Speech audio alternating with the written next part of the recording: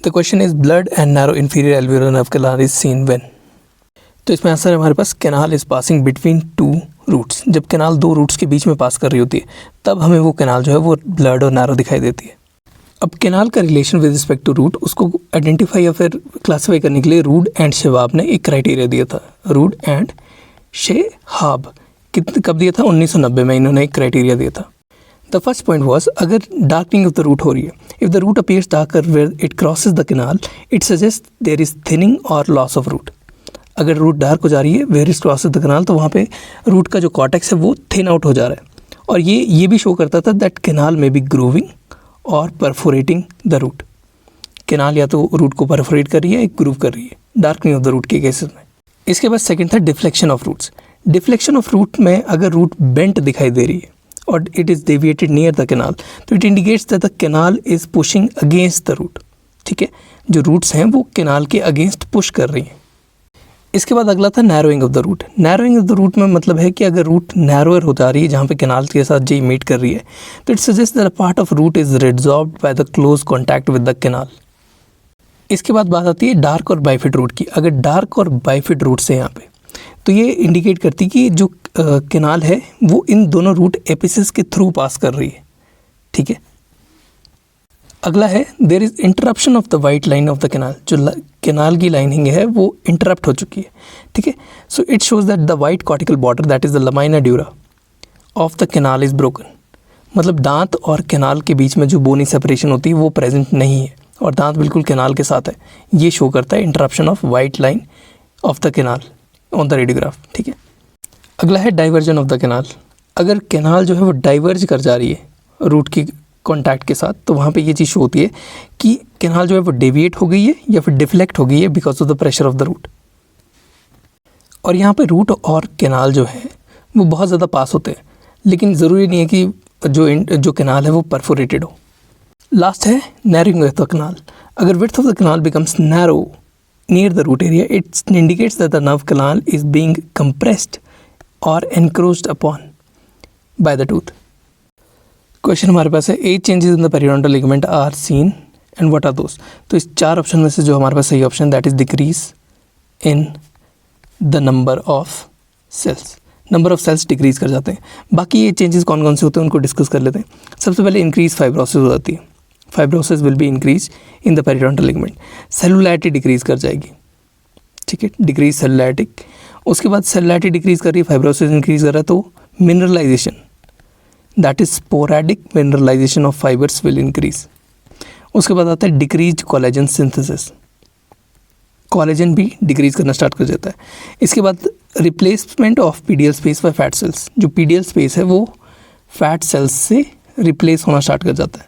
उसके बाद बात आती है लास्ट में जो स्ट्रक्चरल ऑर्गेनाइजेशन जो पीडीएल की होती है, इट डीजनरेट्स और decreases with age. Next, all of the following are the markers of septicaemia except which one. ठीक है, तो प्रोकैल्सिटोनिन हमारे पास मार्कर होता है of septicaemia. CRP is a marker of septicaemia. TLC greater than 10,000 is a marker of septicaemia. Septicaemia is basically a serious infection in the blood stream. मतलब जब infection हमारे पास ब्लड स्ट्रीम के अंदर घुस जा रहा है तब हम कहते हैं सेप्टिसीमिया। कैसे होता है? बाय प्रेजेंस और multiplication of pathogenic micro organisms and their toxins in the blood. अब 3 के अलावा हमारे पास चौथा जो ऑप्शन है that is D dimer. D dimer कोई मार्कर नहीं होता सेप्टिसीमिया का। डी डाइमर बेसिकली एक फाइब्रिन डिग्रेडेशन प्रोडक्ट है और FDP है। ठीक है, it is a small protein fragment है that is formed after the blood clot is disintegrated in the body. जब ब्लड क्लॉट की फाइब्रिनोलिसिस होती है तो एक स्मॉल प्रोटीन फ्रेगमेंट प्रेजेंट रहता है जिसको हम कहते हैं FDP that is fibrin degradation product और डी डाइमर।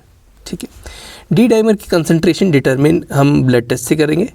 ठीक है, and it helps to diagnose कि थ्रोम्बोसिस या फिर डिससेमिनेटेड इंट्रावैस्कुलर कोएगुलोपैथीज बॉडी के अंदर प्रोड्यूस हो रही हैं या नहीं हो रही हैं। ठीक है, क्यों? क्योंकि देखो अगर ब्लड में क्लॉट्स बहुत ज़्यादा बनेंगे और वो क्लॉट बहुत ज़्यादा टूट रहे होंगे तो डी डाइमर की जो कंसंट्रेशन है ब्लड के अंदर वो नॉर्मल लेवल से बहुत ज़्यादा स्पाइक कर जाएगी। Okay, Same in the case of thrombosis. So it helps to recognize or pre-recognize these disease conditions. Next, normal CSF has all these except which one? Normal CSF में सबसे पहली चीज़ होती है high protein than the serum levels. Serum level से ज़्यादा protein होती है. ट्रैम लाइन अपीयरेंस आ सकती है, ठीक है, प्लस बीटा 2 ट्रांसफेरिन आ सकता है. लेकिन इसके साथ साथ इसमें लो ग्लूकोज रहता है than the blood glucose levels. मतलब ब्लड ग्लूकोज लेवल से 2/3 ग्लूकोज विल बी लो. ठीक है, यहाँ जो ऑप्शन दिया था चौथा जो गलत है दैट इज़ हाई ग्लूकोज दिया हुआ था. ठीक है, अगर इसमें ब्लड स्ट्रीम से ज़्यादा ग्लूकोज होगा तो it will lead to increase chances of infections. Next, which of the following is a strong indicator for ORIF of condylar fractures. ORIF का मतलब होता है that is open reduction and internal fixation. तो इनमें से complete जो strong indicator है that is lateral displacement of the condyle. मतलब कॉन्डाइल अपने सॉकेट से ही बाहर आके लेटरली डिस्प्लेस हो गया. ठीक है, तब हम इसमें हमारे पास ORIF करते हैं. A classification about absolute and relative indications was given by Zide and Kent. ठीक है, for ORIF for open reduction internal fixation fractures. ठीक है, कॉन्डाइलर फ्रैक्चर्स के लिए ज़्यादातर ये क्लासिफिकेशन यूज़ की जाती है. Except these indications all other fractures of the condyle have to be treated with close reduction and IMF first. IMF मतलब इंटरमैक्सिलरी फिक्सेशन.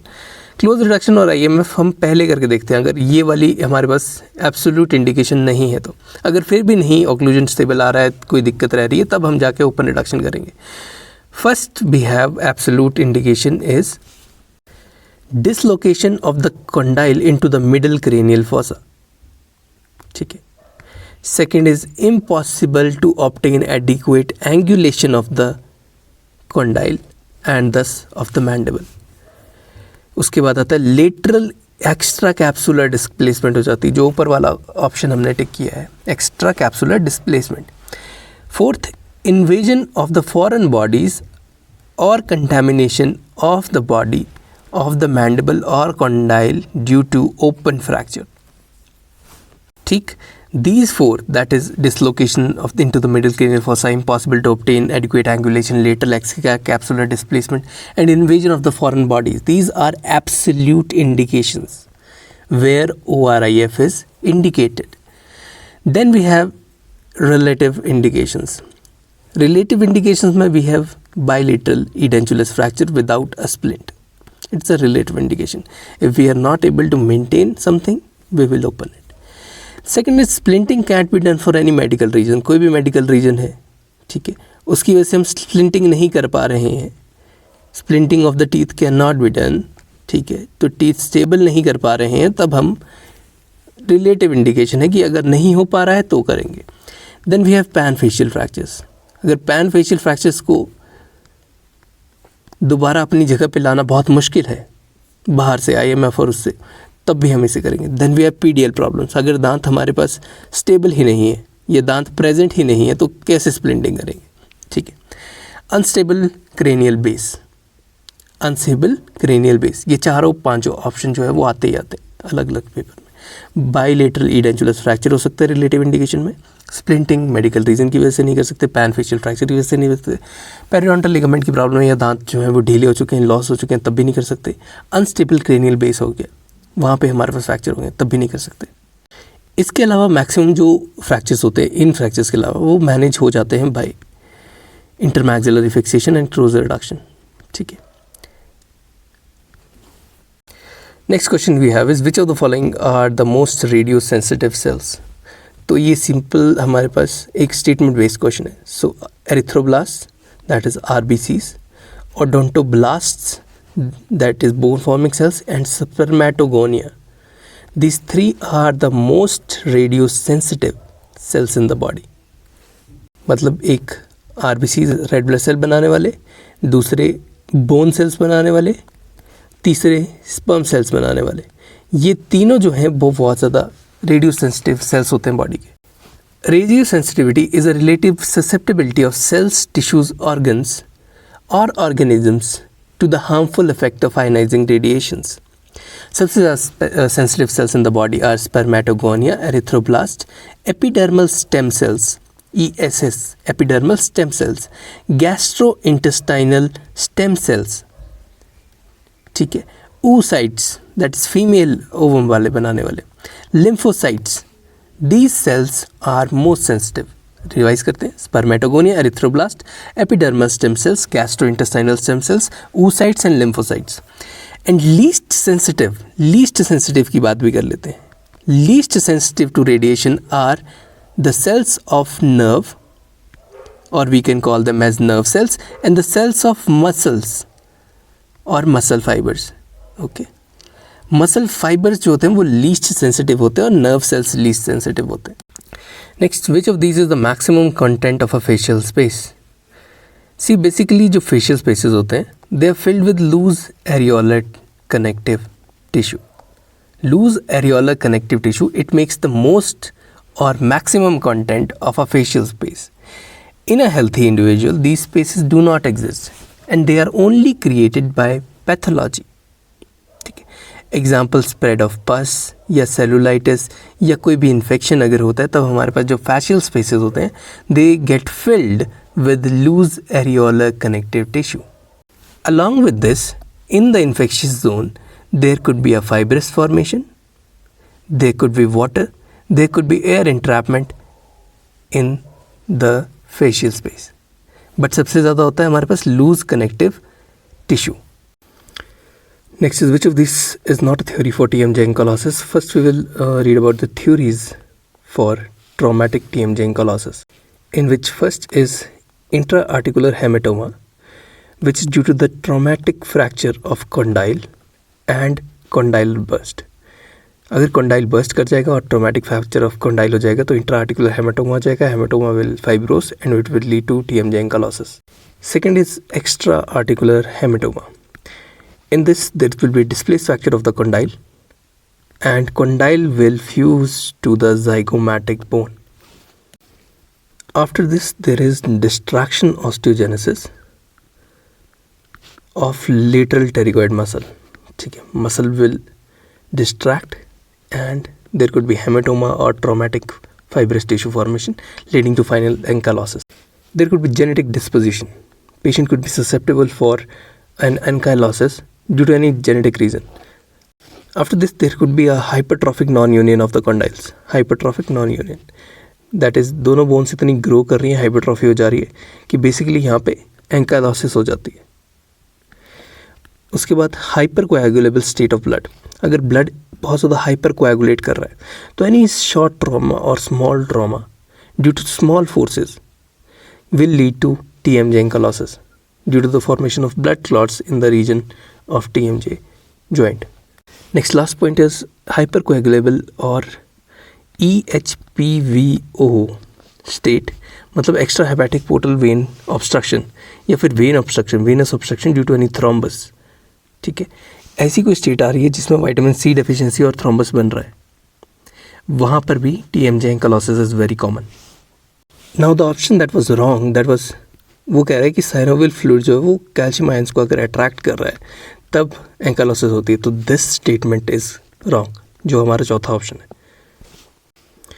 अगला question, when isoflurane is used as a general anaesthetic agent, what is the maximum dose of adrenaline that can be given with this? तो answer हमारे पास simple याद रखना है, 6.7 microgram पर kg for आइसोफ्लोरिन. ठीक है, नाउ ये जो वैल्यू है वो 2.1 माइक्रोग्राम पर kg है फॉर हेलोथेन, 3.7 माइक्रोग्राम पर kg है फॉर हेलोकेन लिडोकेन कॉम्बिनेशन. ठीक है, उसके बाद एनफ्लूरेन जो होता है उसके लिए 10.9 माइक्रोग्राम पर kg है. ठीक है, और 6.7 माइक्रोग्राम पर kg आइसोफ्लूरेन के लिए हमने डिस्कस कर लिया है. आइसोफ्लूरेन के लिए this is important for maintaining haemostasis. ठीक है, in the patient we are injecting epinephrine here. In polytrauma patient, chest tube insertion has caused sudden drainage of 1500 ml of the blood from the left side. Oxygen saturation is 92%. What should be your next step, so basically in this patient हमें क्या करना है, bleeding को stop करना है क्योंकि 1500 ml पहले ही निकल चुका है, ठीक है। तो हमें क्लैम्प कर देना है चेस्ट ट्यूब को, चेस्ट ट्यूब से ब्लड निकल रहा है तो clamp the chest tube, haemorrhage की साइड को फाइंड करना है कि ब्लड कहाँ से निकल रहा है, ठीक है। हेमरेज की साइड को फाइंड किया और क्लैम्प कर दिया चेस्ट ट्यूब को। उसके बाद इस यहाँ से जो हेमरेज की साइड है वहाँ से ब्लड का जो फ्लो है उसको कंट्रोल करना है, ठीक है। उसी के बाद पेशेंट का बाकी चीज़ें होंगी।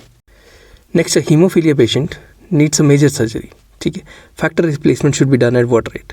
देखो, factor replacement is done at 80 to 100 units per kg of body weight every 24 hours. 80 से 100 यूनिट हम per kg body weight every 24 hours देते हैं और यहाँ पे हम फैक्टर 9 देते हैं हीमोफीलिया बी पेशेंट के लिए, ठीक है। Factor 9 is administered. Next, best fluid for factor 8 replacement is what? Factor 8 replacement के लिए बेस्ट जो फ्लूइड है that is known as cryoprecipitate and it can be use in the case of hemophiliacs that are associated with factor 8. Next question is, a patient with Ludwig's angina comes to you, what would be your first treatment step? If the patient of Ludwig angina comes to you with a compromised airway or airway being in a compromised state, then first step should be fiber optic intubation plus tracheostomy under LA, ठीक है। Intubate करना, उसकी जो airway है उसको patent करना है सबसे पहले। So let's talk about some theory first. Ludwig angina is a surgical emergency wherein there is bilateral cellulitis of the submandibular, sublingual and submental spaces. This causes an actual potential threat to the airway. Hence, securing the airway and establishing the definite airway is the first management step of this condition, following the removal of the focus of infection by incision and drainage, and finally the decompression of the involved space. ठीक है। Next, 1 unit of PRBC raises the hematocrit by how much? So 1 unit of PRBC, it raises the hematocrit by 3 to 5%. ठीक है। 1 unit packed RBC concentrate, that is PRBC divided by RCC, ठीक है। It contains 240 to 320 ml of RBCs in addition to the solution with or without leukocyte reduction.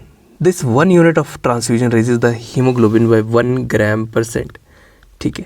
Approximately मतलब 1 unit अगर आप PRBC का दे रहे हो तो हीमोग्लोबिन जो होता है वो 1 gram% से इंक्रीज़ करता है, लेकिन हेमाटोक्रिट जो है वो रेज करता है by 3 to 5%। Alright. Next, paediatric fracture of the mandible pattern is typically seen as what?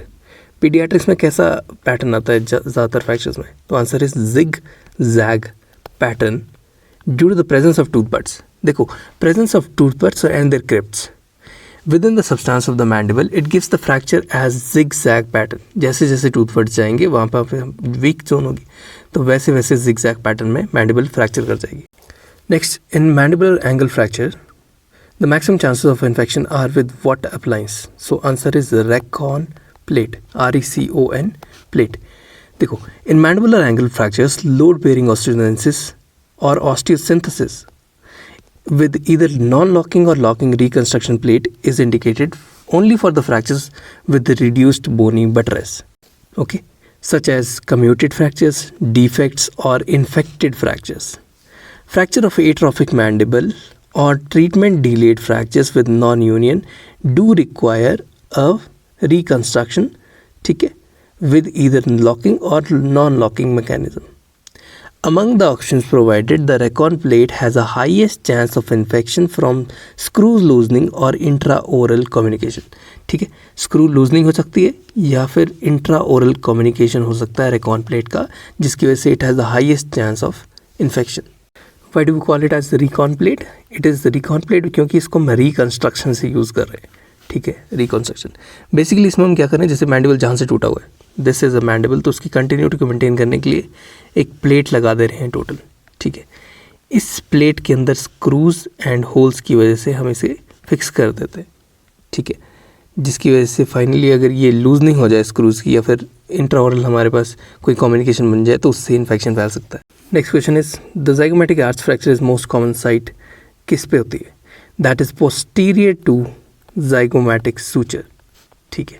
Posterior to zygomatic suture सबसे ज़्यादा टेंडेंसी होती है of the fracture of zygomatic arch. The zygomatic arch it includes temporal process of the zygomatic bone and the zygomatic process of the temporal bone.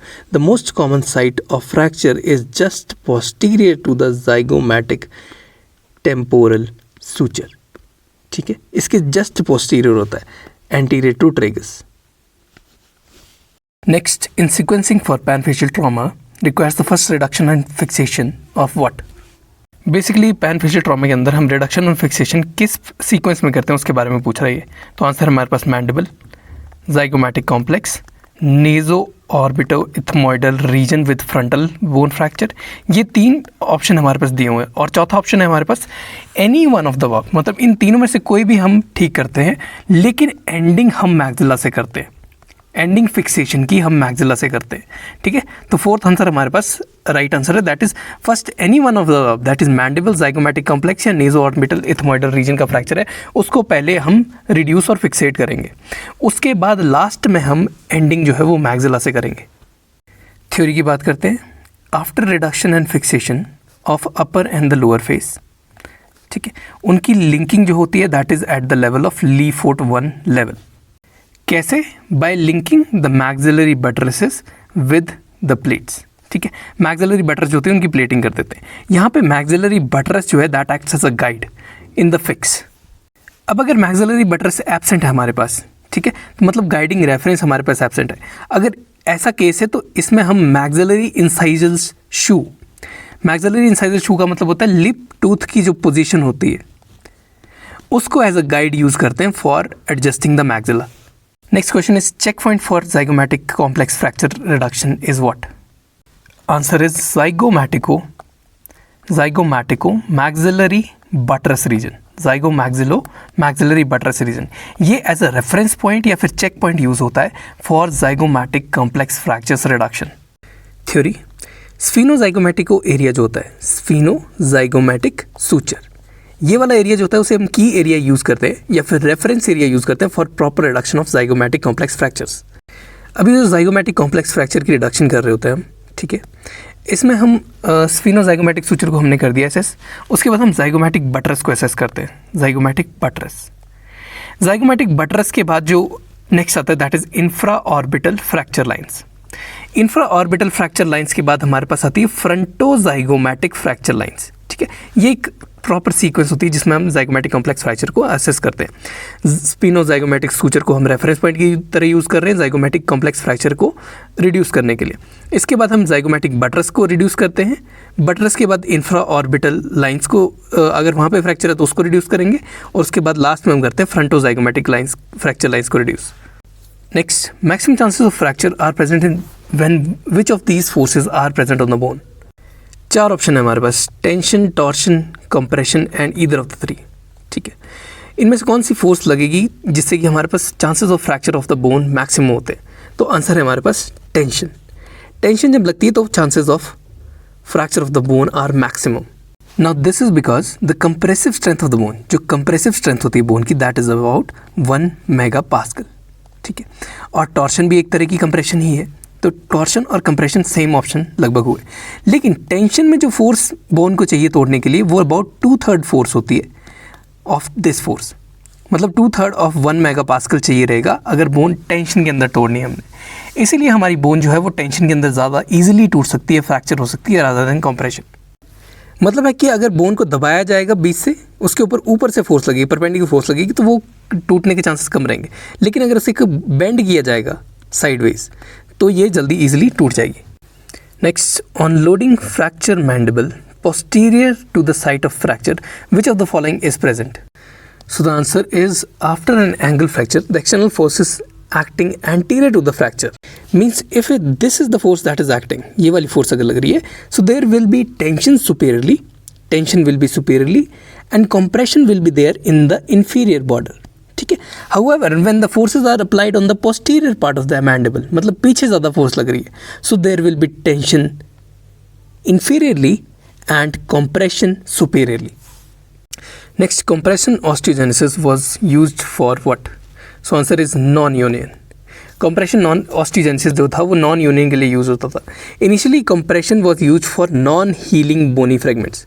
ऐसे bony fragments जो heal नहीं कर पा रहे हैं उनको हम दबा के रखते थे ताकि वो किसी ना किसी तरह से अपने एक दूसरे से चिपक जाए।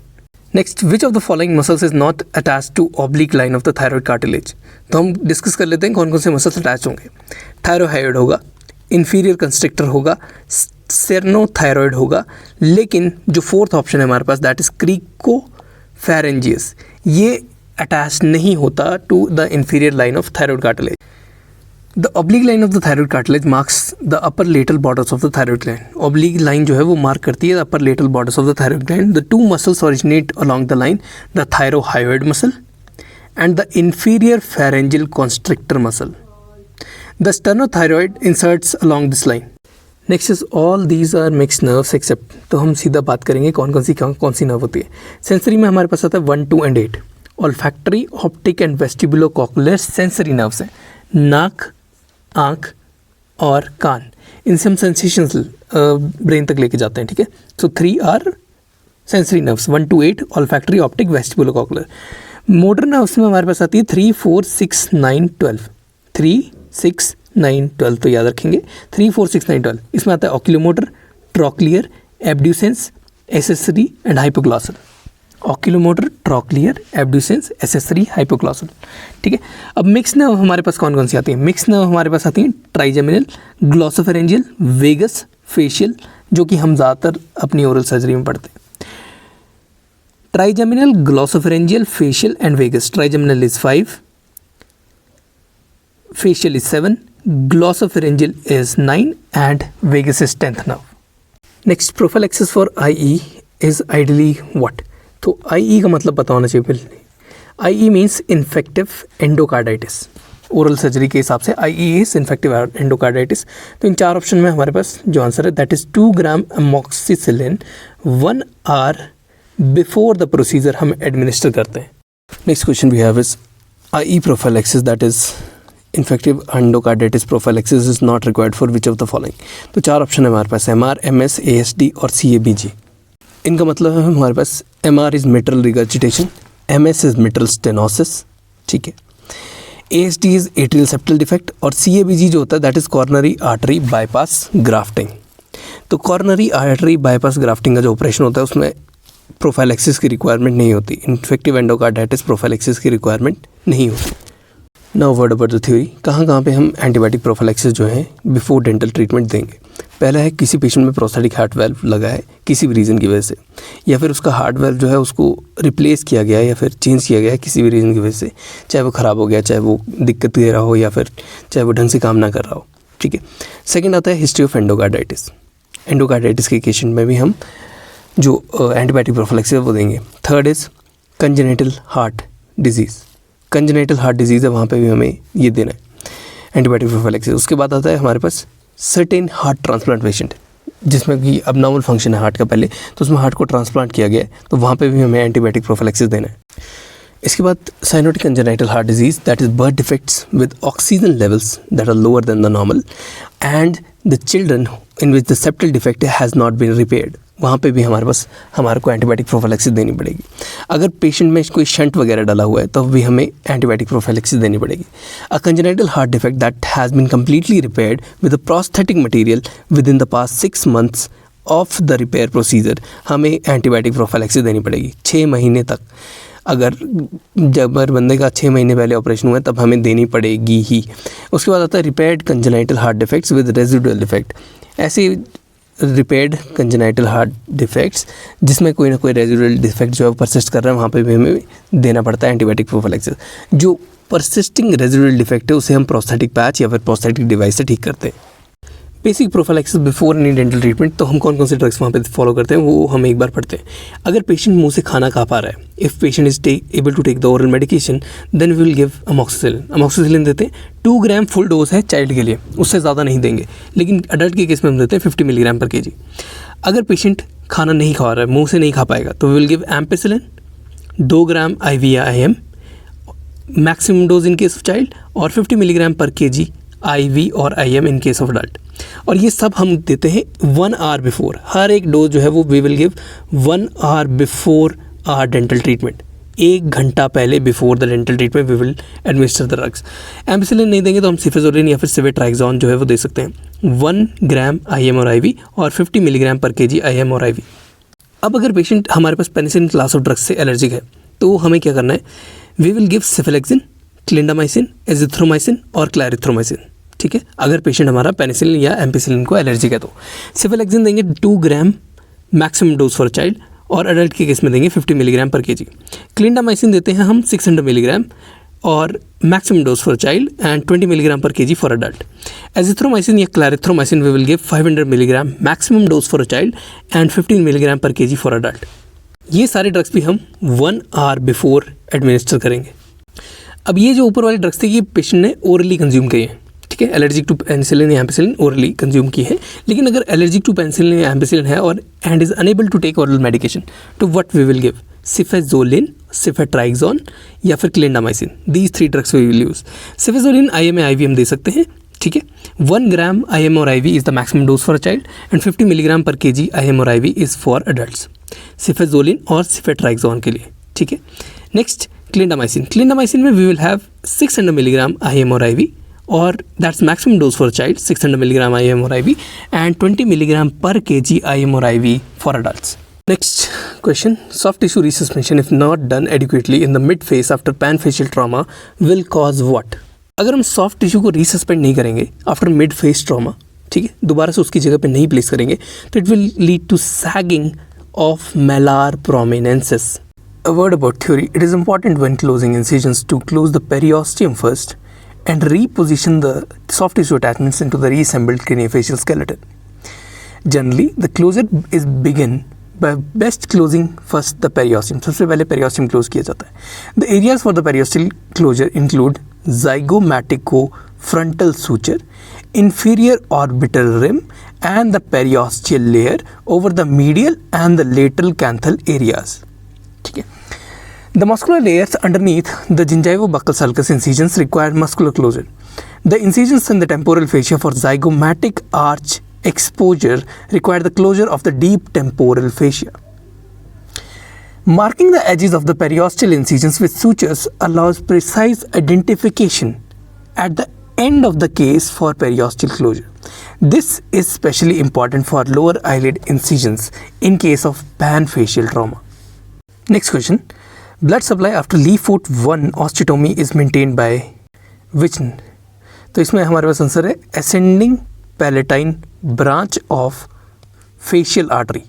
ठीक है, फेशियल आर्टरी सप्लाई करती है हमारे पास ये सारे रीजन को। तो Leafoot 1 फ्रैक्चर अगर होगा तो हमारे पास फेशियल आर्टरी की ascending palatine branch ही Leafoot 1 osteotomy में ब्लड सप्लाई को मेंटेन करके रखती है।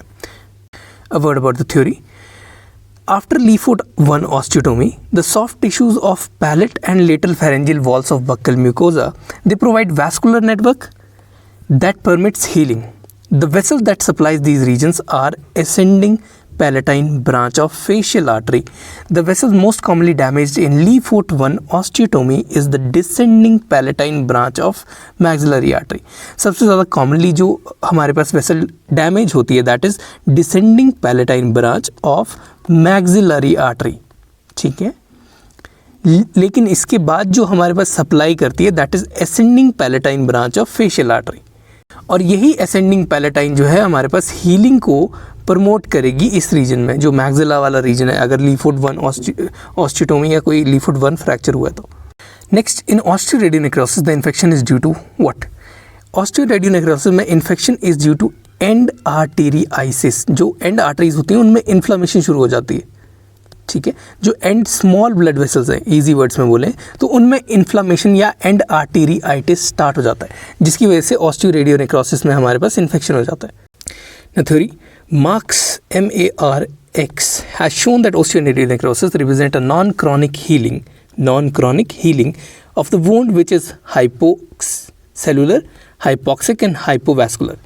जो osteonecrosis है उसमें जो wound होता है वो hypocellular हो जाता है, hypoxic हो जाता है और hypovascular हो जाता है।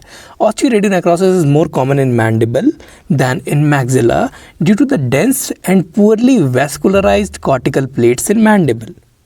मैंडिबल में बोन जो होती है वो पुअरली वैस्कुलराइज होती है और डेंस बोन होती है, इसलिए chances of osteoradionecrosis are more in mandible than in maxilla, ठीक है।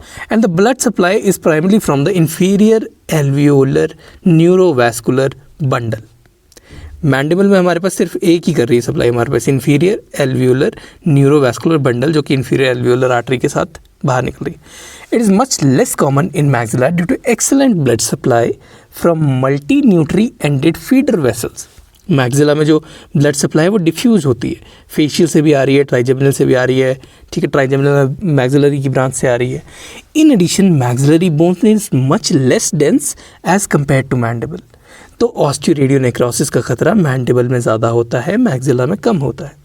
और यहाँ पे बोन हो जाती है हमारी hypoxic, hypocellular and हाइपोवैस्कुलर।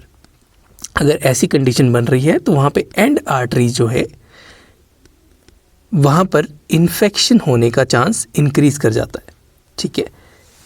So answer will be end arteritis of small blood vessels causes infection in ऑस्टियोरेडियोनेक्रोसिस।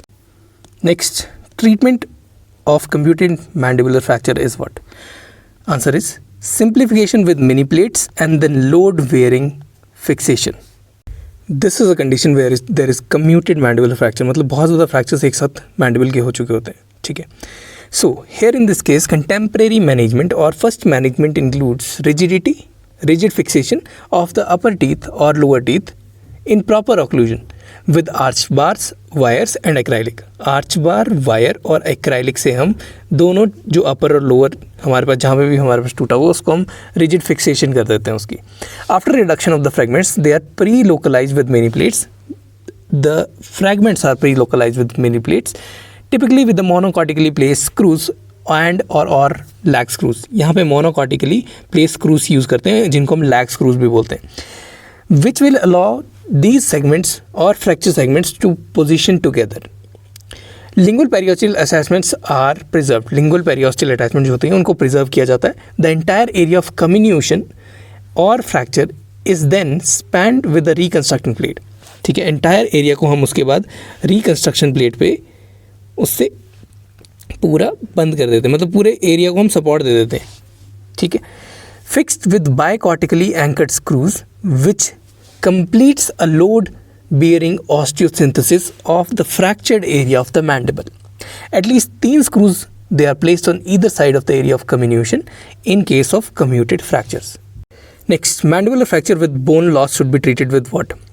If there is mandibular fracture with bone loss, it should be treated with a bone graft for bone loss plus load bearing osteosynthesis equipment. Theory: as the question suggests, there is a bone loss. अगर bone loss हुआ है तो there should be bone replacement. Bone replacement के लिए we will give bone grafts. Since the graft itself is a mobile tissue, graft किसी को कोई पकड़ नहीं है, it needs a rigid fixation. Graft needs a rigid fixation. With load bearing osteosynthesis equipments like Recon plate. Recon plate यहाँ पे use करते हैं for load bearing of the graft.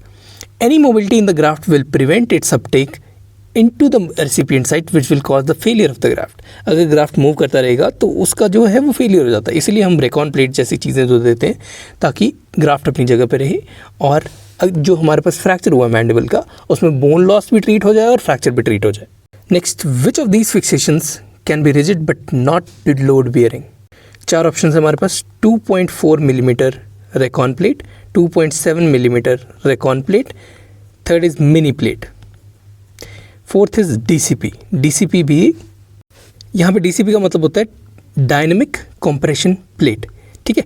ये कंप्रेस करके रखती है जो भी एरिया होता है जो चूरा चूरा हो चुका है उसको कंप्रेस करके रखती है इन द फिजियोलॉजिकल स्टेट, ताकि वहाँ पे हीलिंग जो है बोन हीलिंग और जो टिश्यू हीलिंग है वो ज़्यादा फास्टर हो। तो करेक्ट आंसर है हमारे पास यहाँ पे दैट इज़ मिनी प्लेट, ठीक है। यहाँ पे जो 2.4 मिलीमीटर रेकॉन प्लेट है और 2.7 मिलीमीटर रेकॉन प्लेट है ये लोड बेयरिंग का काम कर रहे हैं।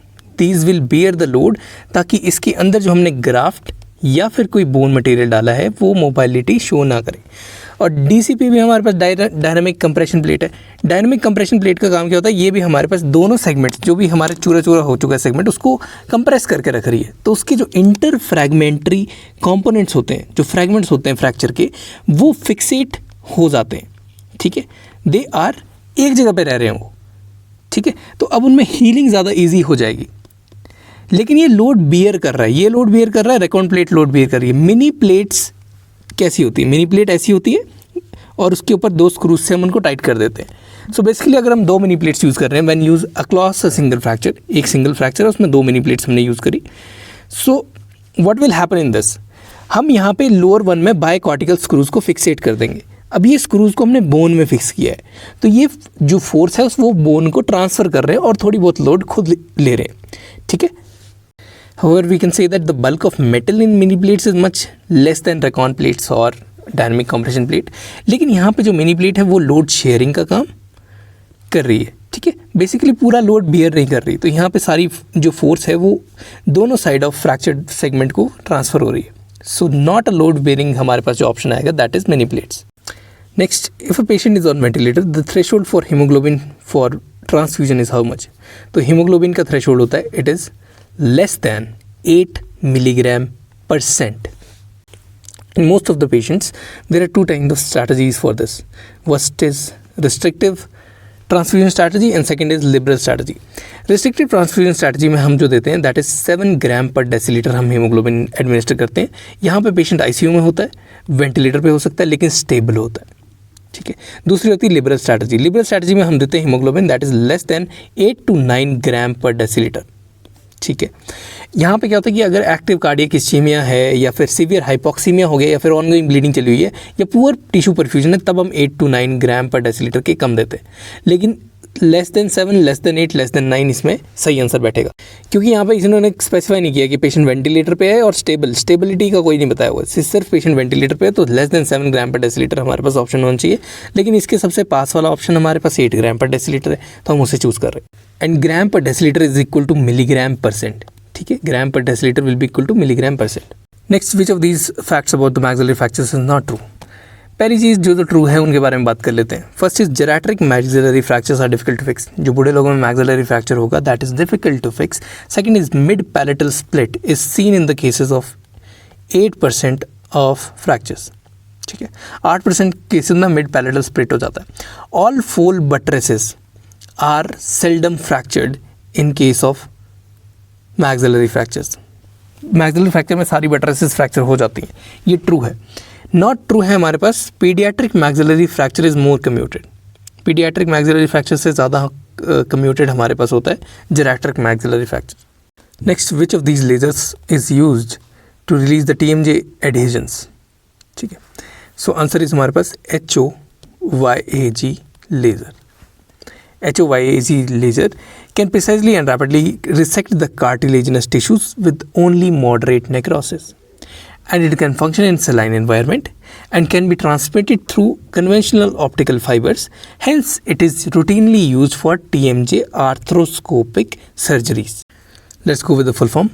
Holmium, HO3 positive, yttrium, aluminium and garnet, ठीक है, ये इसका फुल फॉर्म आता है। होलमियमाइंस HOLMIUM, ठीक है, और यीट्रियम एल्यूमिनियम गार्नेट, इसका wavelength approximately equal to 2.1 micrometre होता है, that is infrared range. Strongly absorb हो जाती है by water and biological tissues, और इसमें जो मिनिमल थर्मल डैमेज जो है इन चारों में से, इन चारों जो भी ऑप्शन हमारे पास दिए वो होता है। It's use in arthroscopic surgeries, urology, stone fragmentation and orthopaedics. जो हमारे पास TMJ आर्थ्रोस्कोपिक सर्जरी होती है, आर्थ्रोस्कोपिक में हमारे पास स्मॉल कैमरा को फिट करते हैं, इंसर्ट करते हैं into the joint space through tiny incisions, और वहाँ पे हम विजुलाइज करके इंटरनल डिसेक्शंस करते हैं, जैसे TMJ में जो फाइबर्स हैं उनको डिसेक्ट कर रहे होते हैं, जिससे फाइनली हमें TMJ डिसऑर्डर्स जो है उनको ट्रीट करने का मौका मिलता है। Next, which one of these autogenous grafts are use for reconstruction of ramal condylar unit and is histologically and morphologically similar to TMJ, ठीक है। तो हिस्टोलॉजिकली और मॉर्फोलॉजिकली सिमिलर टू TMJ हमारे पास एक चीज़ है, that is sternoclavicular graft. The sternoclavicular joint and the TMJ are very similar developmentally, histologically, morphologically throughout the growth period. इसीलिए this is the best autogenous graft for reconstruction of TMJ. Next, which of these is a common cause of TMJ ankylosis? सबसे ज़्यादा common cause TMJ ankylosis का trauma होता है। Trauma के बाद कुछ common causes होते हैं, दैट इंक्लूड्स ओटाइटिस मीडिया, कान में infection, mastoiditis, ankylosing spondylitis, rheumatoid arthritis, osteoarthritis, scleroderma, irradiation, previous surgery, internal derangements and perinatal events, ये सारे हमारे पास TMJ ankylosis करवा देते हैं। or we can say that is hypomobility or ankylosis of TMJ. Next, the quickest way of bleeding control in case of emergency is what? Quickest और सबसे ज़्यादा easiest way या फिर सबसे पहली चीज़ हम क्या करते हैं? We apply pressure. ठीक है, pressure packing is best and quickest way to control emergency bleeding. 4 option दिए थे, pressure, ligation, cautery and laser. देखो लाइगेशन, कॉटरी, लेज़र आपके पास स्पेशलाइज्ड जगह पे ही मिलेगा. प्रेशर पैकिंग या फिर टॉर्निकेट, ये कॉमन सेंस का क्वेश्चन है कि प्रेशर पैकिंग या टॉर्निकेट हम इजीली उसी टाइम दे सकते हैं पेशेंट को, ताकि इमरजेंसी में उसकी जान या फिर ब्लीडिंग को कंट्रोल किया जा सके. Next, brain injury patient in shock, the emergency treatment should be what? Emergency treatment में आंसर हमारे पास दिया, that is euvolemia. Theory, the mortality rate of patients with severe brain injury who have hypotension is almost double than those patients who did not have hypotension. The presence of hypoxia in addition to hypotension is associated with increase in relative risk of mortality, that is 75%. अगर hypoxia और hypovolemia present है तो बंदा जो है वो नहीं बच पाता है. Therefore, it is imperative that cardiopulmonary stabilization can be achieved rapidly or should be achieved rapidly in patients with severe brain injury. Intracranial hemorrhage cannot cause hemorrhagic shock. Euvolemia should be established as soon as possible if the patient is hypotensive using blood products, whole blood or isotonic fluids as needed in the surgery. तो बात की हमने theory के बारे में. अब हमारे पास यूवोलीमिया का मतलब क्या होता है? सिंपल भाषा में अगर हम बात करते हैं, देखो ब्रेन इंजरी या शॉक अगर होता है तो मेन गोल हमारे पास है यूवोलीमिया. यूवोलीमिया का मतलब है कि ना ही पेशेंट को हम हाइपर में जाने देंगे ना ही हाइपो में जाने देंगे, यानी normal volume of the blood we will maintain so as to maintain the adequate blood flow and tissue perfusion that reaches the brain and all other organ systems involved with the brain. See, our brain is very sensitive to low oxygen supply. It is very sensitive to low blood. ठीक है, अगर blood कम गया, oxygen supply कम होगी, tissue perfusion कम हो जाएगी, जिसकी वजह से ब्रेन में हाइपोक्सिया की कंडीशन आ जाती है.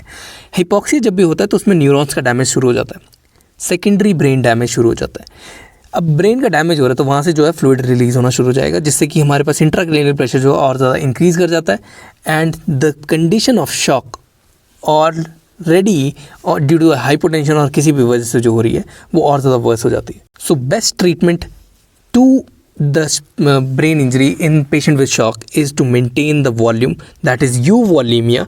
विद किस चीज़ से मेंटेन करोगे वॉल्यूम को? आंसर है crystalloids, normal saline, whole blood या फिर हमारे पास वेज़ोप्रेसर्स अगर नीडेड है तो वो हम यूज़ करते हैं टू मेंटेन यूवोलीमिया. ठीक है, ब्लड वॉल्यूम को नॉर्मल रखने के लिए. Next question, hypertonic saline is given in all conditions except which of these conditions. ठीक है, 4 ऑप्शन हमारे पास, bowel surgery, brain injury, burns और चौथा ऑप्शन जो हमारे पास जिसमें हम हाइपरटोनिक सलाइन नहीं देते हैं दैट इज़ क्लास 4 शॉक. इनको इंडिविजुअली हम डिस्कस करते हैं. बेसिकली अगर ब्रेन इंजरी हुई है तो वहाँ पे हम रिड्यूस करते हैं सेरिब्रल एडीमा को. सेरिब्रल एडीमा कैसे रिड्यूस होगा? क्योंकि हमने हाइपरटोनिक सलाइन दिया है. हाइपरटोनिक सलाइन जो है वो बॉडी में डिहाइड्रेशन कॉज कर देता है without lowering the blood pressure. Bowel surgery में हम टिश्यू स्वेलिंग को प्रिवेंट कर रहे हैं और बर्न्स में भी हम टिश्यू स्वेलिंग को प्रिवेंट कर रहे हैं और रिस्टोर कर रहे हैं सर्कुलेटिंग फ्लूइड को. ठीक है, क्योंकि बर्न्स में हमारे पास पहले बहुत ज़्यादा बॉडी का सोडियम वगैरह की कमी हो चुकी थी, पूरा जल चुका होता है, जो टिश्यूज़ हैं वो भी हमारा सोडियम बहुत ज़्यादा ले रहे होते हैं. या फिर हाइपोनेट्रीमिया का केस है, वहाँ पे भी हमारे पास हाइपरटोनिक सलाइन हम देते हैं. क्लास 4 शॉक में इसलिए नहीं देते because there is severe blood loss और पेशेंट का ब्लड जो है वो पहले ही कम हो चुका है, पेशेंट ब्लड वॉल्यूम इज़ पहले लेस, ऊपर से हाइपरटोनिक सलाइन दे देंगे तो पेशेंट की जो बॉडी की आइसोटोनिसिटी है वो पूरी डिरेंज हो जाएगी. ठीक है, पूरी बॉडी के ऑस्मोटिक शिफ्ट हो जाएंगे और ऑर्गन्स ढंग से काम नहीं कर पाएंगे.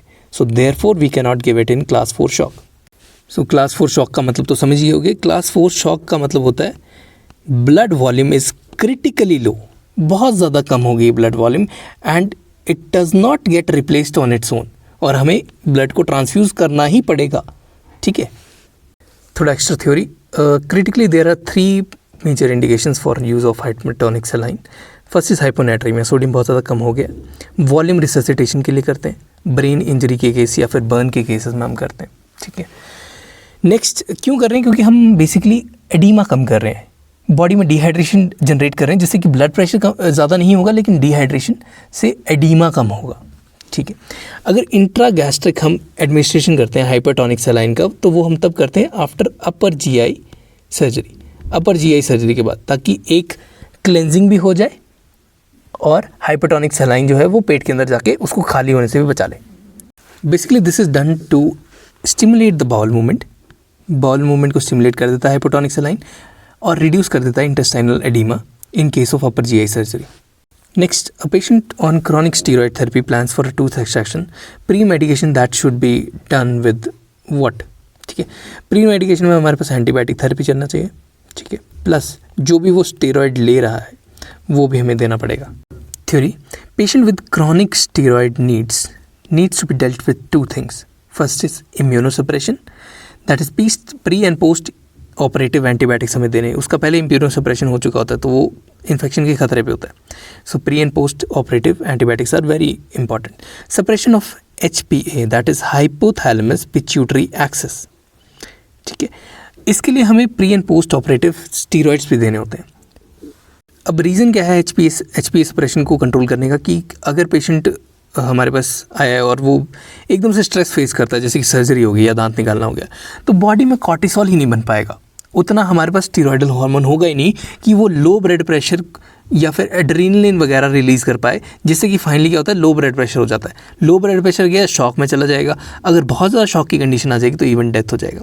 Therefore steroids are given before the surgery, this is called a stress dose steroids. क्या बोलते हैं? Stress dose steroids. Stress dose steroids को हम पहले स्टेप अप करते हैं।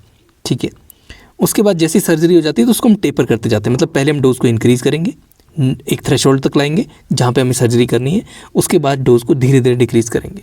ठीक है, ताकि हमें फाइनली एड्रीनल क्राइसिस को होने से बचाना है ऐसे पेशेंट के अंदर। थोड़ा HPA एक्सिस के बारे में ऐसे पढ़ते हैं। देखो, हाइपोथैलेमिक पिट्यूटरी एड्रीनल एक्सिस क्या होती है? हाइपोथैलेमिक पिट्यूटरी एड्रीनल एक्सिस, ये पूरा नाम होता है इसका।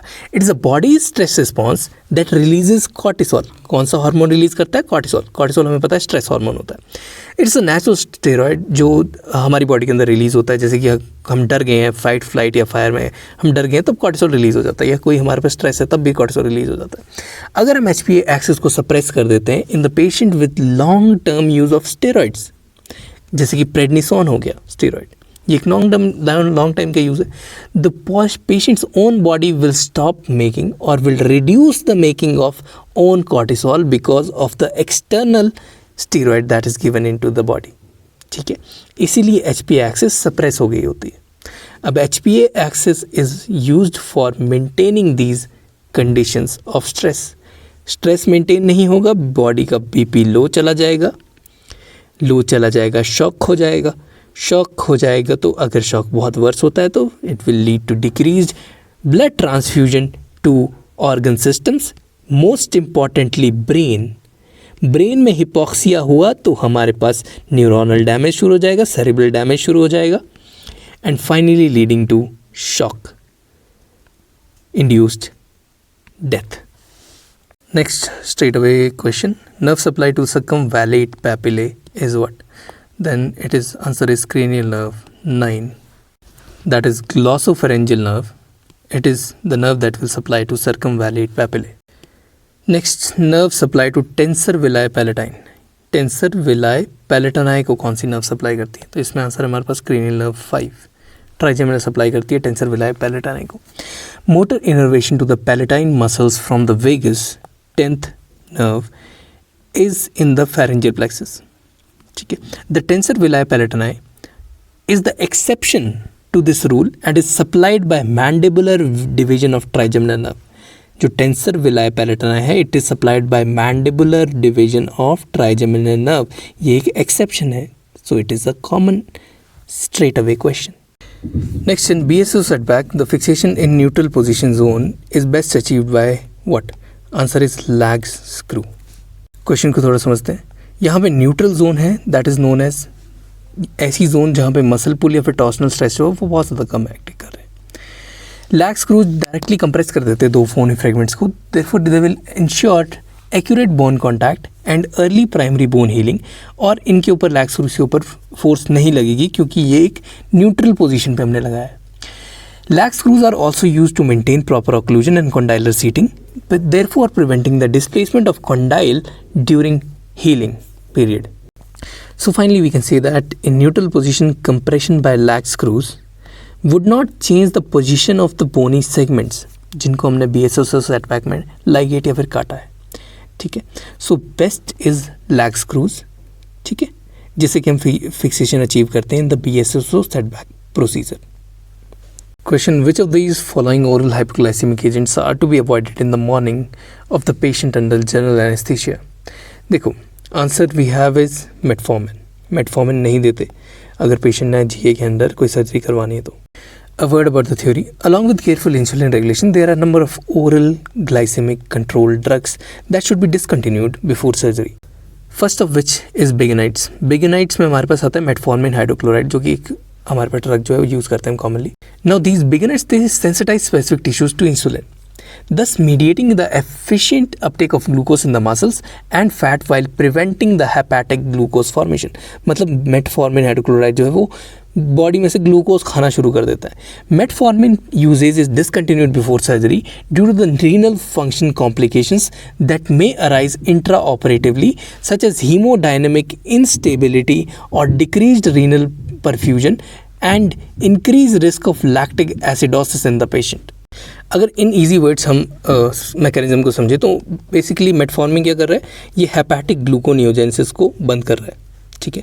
ग्लूकोनियोजेनेसिस नहीं होगी और पेरिफेरल ग्लूकोज को पूरा अपटेक करवा दे रहा है, बॉडी में ग्लूकोज कम हो गया, ठीक है। इसके साथ क्या क्या कम हो रहा है, अगर पेशेंट GA के अंदर जा रहा है तो वहाँ पे रेस्पिरेटरी सिस्टम पहले ही बहुत ज़्यादा इनएक्टिव हो चुका होता है, वॉलंटरी ब्रीदिंग बहुत ज़्यादा कम पेशेंट कर रहा होता है, ठीक है। सो वहाँ पे हमारे पास ऑक्सीजन लेवल कम हो गया, ऑक्सीजन लेवल कम हो गया, ग्लूकोज कम हो गया, ठीक है। अब हमारे पास body will shift from aerobic respiration to anaerobic respiration very easily, क्योंकि ऑक्सीजन कम है, ग्लूकोज कम है, तो ज़्यादा लैक्टेट फॉर्म होगा, lactate will more form, lactic acidosis will increase. लेकिन ये इतना ज़्यादा लैक्टिक एसिड होगा कि लिवर जो है इसको क्लियर आउट नहीं कर पाएगा बॉडी से, so it will flow in the blood. Lactic acid अगर ब्लड में इतना फ्लो करता रहेगा तो ये किडनीज़ के पास जाएगा, जहाँ पे ये रीनल परफ्यूजन और हीमोडायनेमिक स्टेबिलिटी को डिरेंज कर देगा, ख़राब कर देगा, ठीक है। So that is why metformin is not given before we put the patient to general anesthesia. Next, which of the following cannot be used to dilute RBCs during transfusion? 4 option है हमारे पास, normal saline, नॉमोसॉल, 5% dextrose, ठीक है। चौथा है ringers lactate.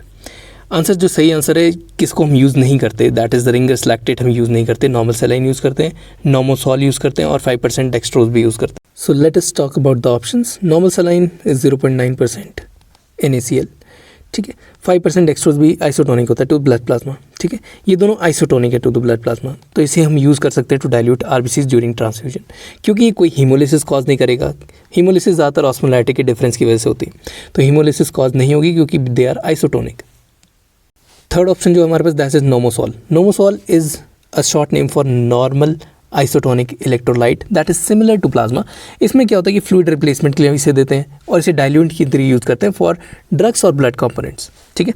इसमें सारी चीज़ें होती हैं हमारे पास to maintain osmolarity and acid base balance, जैसे कि हमारे पास सोडियम होगा, पोटेशियम होगा, मैग्नीशियम होगा, क्लोराइड होगा, एसीटेट होगा, ग्लूकोनेट होगा, ये सारी चीज़ें जो है इसमें पहले से प्रेजेंट होती है। So this is ideally an isotonic to blood plasma, so Normosol can also be given.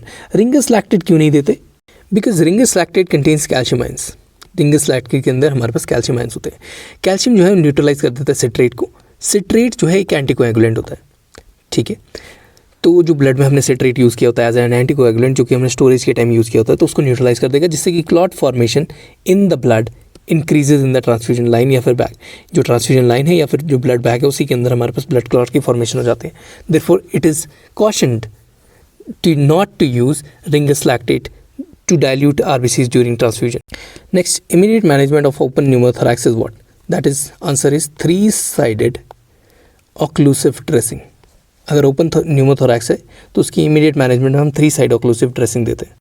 Theory, open pneumothorax या फिर sucking chest wound it's caused by large defects in the chest wall that will remain open. अगर opening जो होती है that is equal to और greater than 2/3 of the diameter of trachea, अगर opening जो है 2/3 डायमीटर ऑफ ट्रेकिया से ज़्यादा है, then air passes preferentially through the chest wall defect with each respiratory effort as the air chooses the path of least resistance. और ऊपर से vacuum जो है वो खत्म हो जाता है लंग्स का, thereby impairing the effective ventilation and causing hypoxia and hypercarbia. Hypercarbia का मतलब होता है too much of carbon dioxide in the body. ये तभी होता है जब हमारे पास स्लो या फिर इनएडिक्वेट ब्रीदिंग हो रही होती है और कार्बन डाइऑक्साइड प्रॉपरली रिमूव नहीं हो पा रही होती बॉडी से। Now initial management of this defect involves closing the defect with sterile occlusive dressing. Sterile occlusive dressing इतनी बड़ी होनी चाहिए that it should cover the wound edges, and then a tape is taped securely around the 3 edges to provide a flutter type valve effect. क्या provide कर रहे हैं हम? Flutter type valve defect, मतलब हम सांस अंदर हवा नहीं आनी चाहिए बाहर वाले वूंड वाले से, ठीक है, लेकिन वहाँ से बाहर हवा जो है वो निकल सकती है। Now as the patient breathes in, the dressing occludes the wound, preventing the air from entering from the wound. नाक से हवा आ रही है लेकिन फ्रॉम द वूंड हवा नहीं आ रही है। During exhalation the open end of the dressing allows the air to escape from the pleural space. A chest tube remote from the wound should be placed as soon as possible. See if we will securely tape all the edges, अगर सारी edges को हमने बंद कर दिया तो tension pneumothorax बनना develop होने के चांसेस इंक्रीज कर जाते हैं।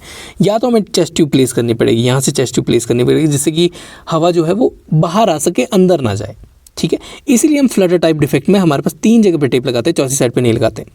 कोई भी ऑक्लूसिव ड्रेसिंग, प्लास्टिक ड्रेसिंग या फिर पेट्रोलियम गॉज, उसको हम टेम्पररी यूज़ कर सकते हैं in the cases of emergency for immediate management of open pneumothorax. और फाइनली जब पेशेंट स्टेबल हो जाएगा तो आफ्टर दैट हम सर्जिकली उसको हम डिफेक्ट को क्लोज करते हैं, ठीक है, समझ गए।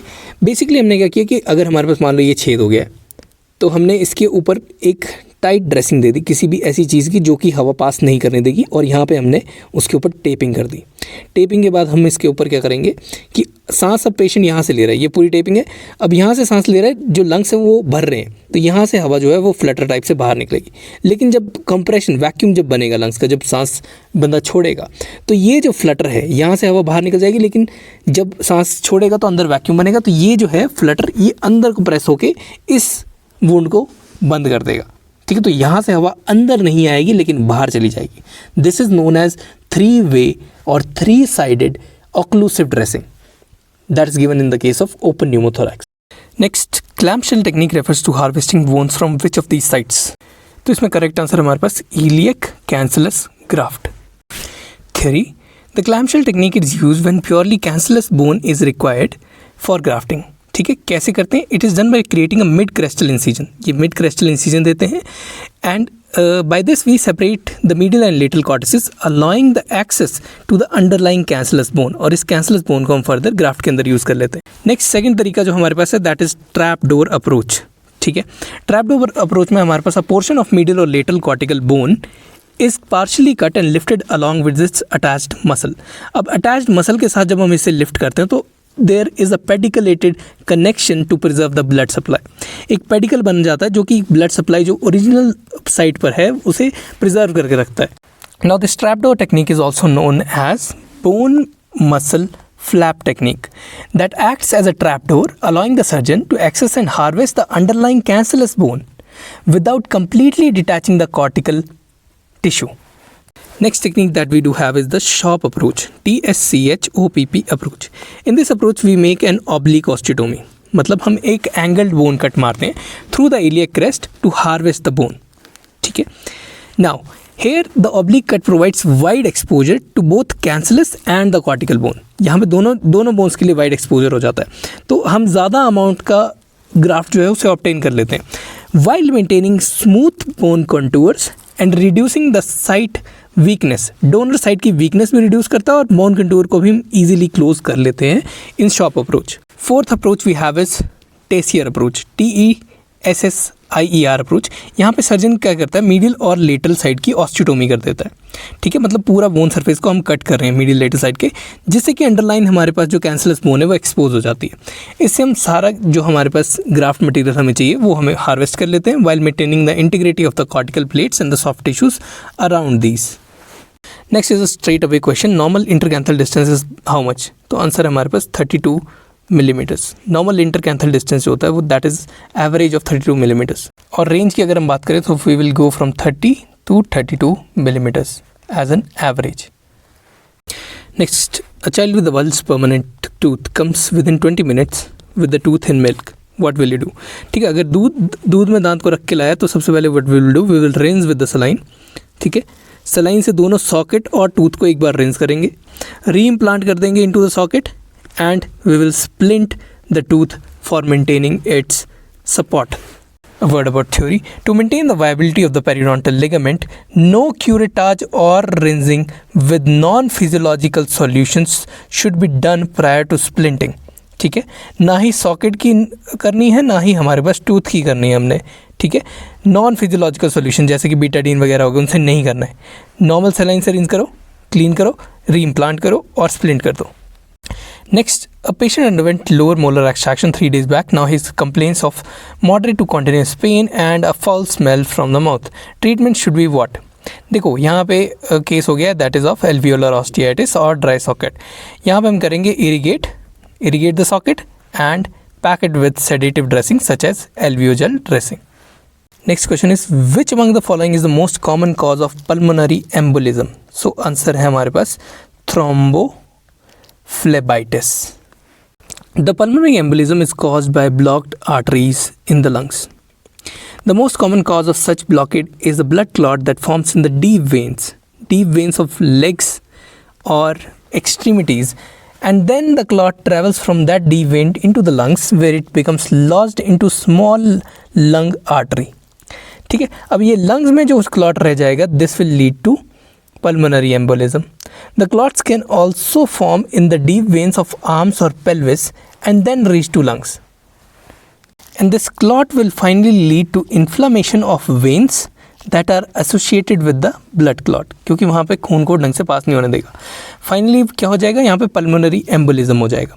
Pulmonary embolism is a condition of blockage of pulmonary artery by a blood clot or any other material that has traveled from somewhere else in the body, usually from the deep veins of legs or deep veins of the pelvis to the lungs. Next, suture with the least adhesiveness to tissues and maximum plasticity is which suture? तो answer है इसमें हमारे पास simple proline. ये theoretical question है, इसको याद ही करना है. That is suture with least adhesiveness and maximum plasticity is Prolene. Next, after exiting the skull, the facial nerve, it runs in which course? It runs below the SMAS and above the parieto-masseteric sling. Basically, theory, the superficial musculoaponeurotic system or SMAS is often described as the organized fibrous network composed of platysma muscle, parotid fascia, fibromuscular layer covering the cheese. तीन चीज़ थी, platysma muscle, parotid fascia and fibromuscular layer that is covering the cheek. This system divides the deep and superficial adipose tissue of the face and has the region-specific morphology. Now, anatomically, the SMAS, it lies inferior to the zygomatic arch and superior to the muscles of the belly of the platysma. The facial nerve exits the skull inferior to the tragus of the ear, ठीक है, and its proximal branches, mainly the temporal, zygomatic and marginal mandibular nerves, run into a deep course to the SMAS after exiting the parotid gland. Next, gunshot wound causing comminuted mandibular fracture with the periostal disruption should be treated ideally with what? The answer we have is bag of bones plus IMF. ठीक है, bag of bones क्यों कहा गया? यहाँ पे जो fracture वो इतना कम्युनिटीज हो जाता है इन case of gunshot wound injuries that it looks like a soft tissue covering enclosing many small fractured pieces of the bone.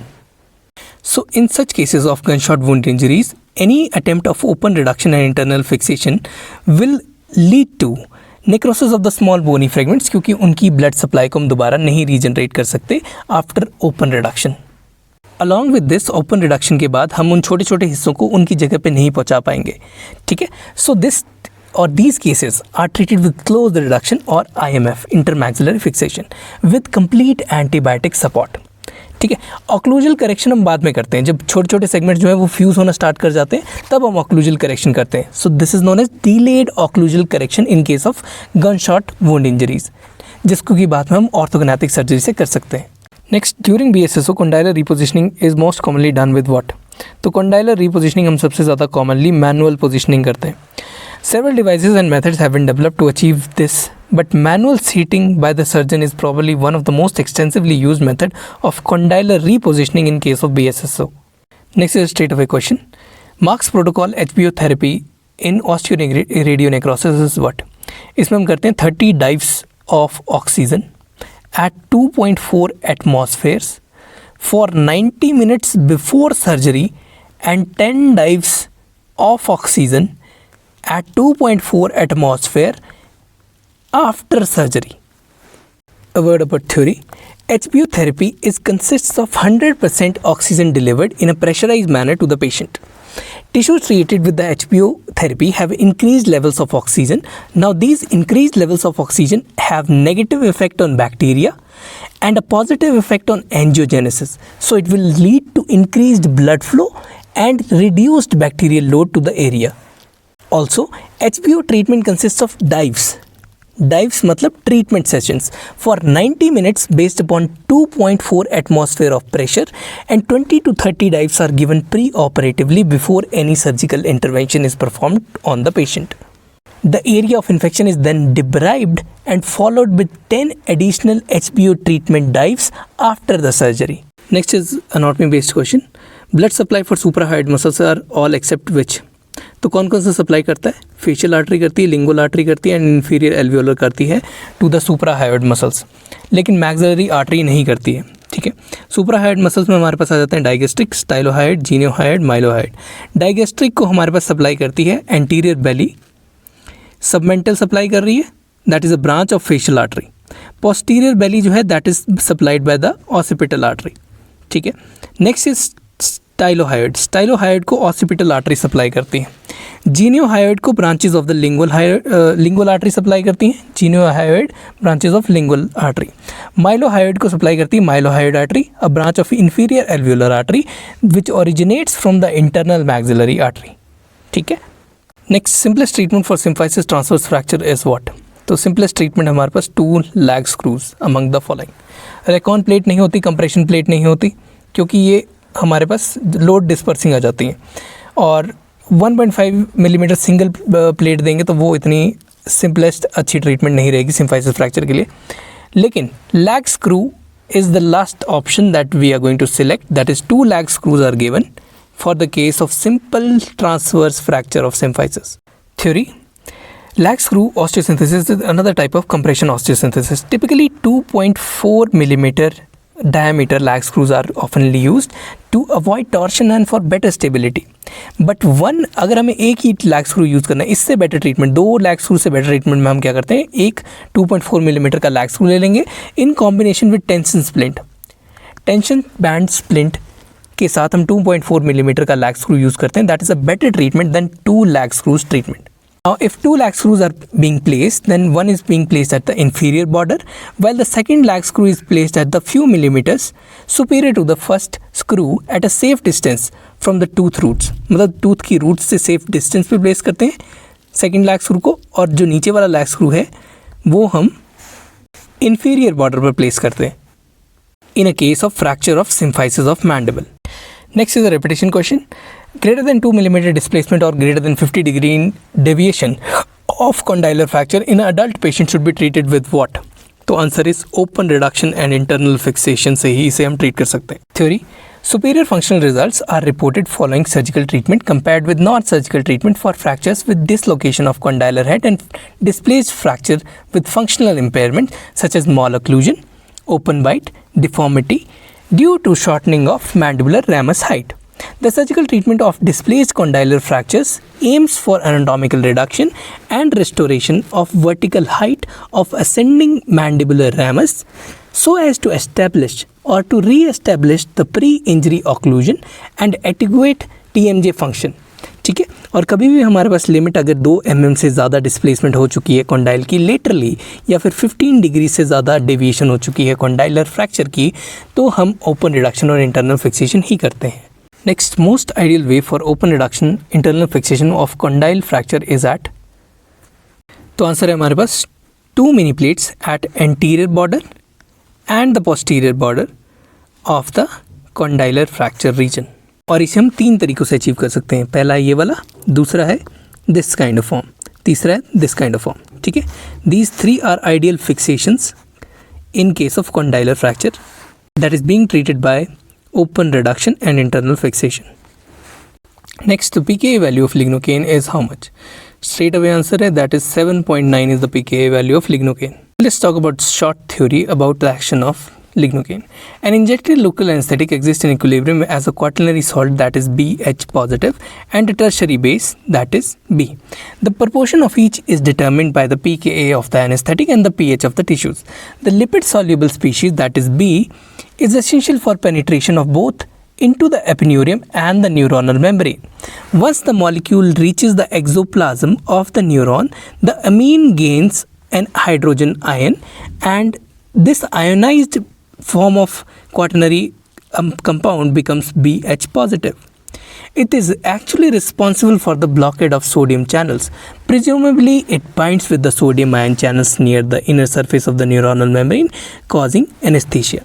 आसान भाषा में बोलें तो BH पॉजिटिव हमारे पास एक इक्विलिब्रियम में रहता है जो कि B प्लस H पॉजिटिव बनाता रहता है। अब ये BH पॉजिटिव ईजिली डिफ्यूज़ नहीं हो सकता into the axoplasm of the neuron, ठीक है। तो ये क्या करता है, ये जब मेम्ब्रेन से इससे डिफ्यूज़ होना है तो ये इस फॉर्म में आ जाता है, that is a lipophilic form. इससे ये अंदर डिफ्यूज़ कर जाएगा, अंदर जो H पॉजिटिव आयंस होते हैं एक्सोप्लाज्म के अंदर उनके साथ BH पॉजिटिव बना लेगा और फर्दर न्यूरॉन के जो सोडियम आयन चैनल्स हैं वहाँ पे जाके बैठ जाएगा और वहाँ पे उनको ब्लॉक कर देगा, thus providing anesthesia. Next, in radiation biology, the latency period is the time period between the exposure, radiation exposure and what? Radiation exposure और क्लिनिकल सिम्टम्स के बीच में जो टाइम पीरियड होता है that is known as the latency period. दोबारा बोलें तो latency period is the time elapsed between the exposure of radiations and the time when the first signs and symptoms appear on the patient. Next, length of a cut is greater than the depth, then the type of wound that will be there will be known as an incised wound.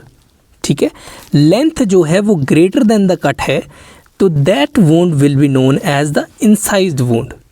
Next, a statement based question, incision not till the full depth of dermis is known as, answer is abrasion. Let's go with the classification of open wounds. ठीक है, first is incision. Incision is caused by clean sharped objects such as knife, razors, glass और splinter, और यहाँ पे जो length होती है it is greater then the width always. ठीक है, next we have is the laceration. Laceration is irregular tear like wounds caused by some blunt trauma. Laceration and incision may appear linear, regular और stellate या irregular. ठीक है, और laceration में कोई uniformity नहीं होती, उसमें लेंथ ग्रेटर देन विड्थ भी हो सकती है या फिर लेंथ लेस देन विड्थ भी हो सकती है या लेंथ इक्वल टू विड्थ भी हो सकती है। Next we have abrasions. Abrasions or grazes. Abrasions are the superficial wounds in which the topmost layer of the skin, that is epidermis, is scraped off. Abrasions are often caused by sliding down, falling down on a rough surface. Next, after we have avulsion. Avulsions are the injuries in which body structure is forcibly detached from its normal point. मतलब body structure को हम निकाल दे रहे हैं from its normal point at the time of amputation, where the extremity is rather pulled off rather than cut off. A type of injury is known as avulsion. When used in reference to skin avulsions, the term degloving is sometimes used as a synonym. Degloving का दूसरा नाम है avulsions. Next आता है हमारे पास बात puncture wounds.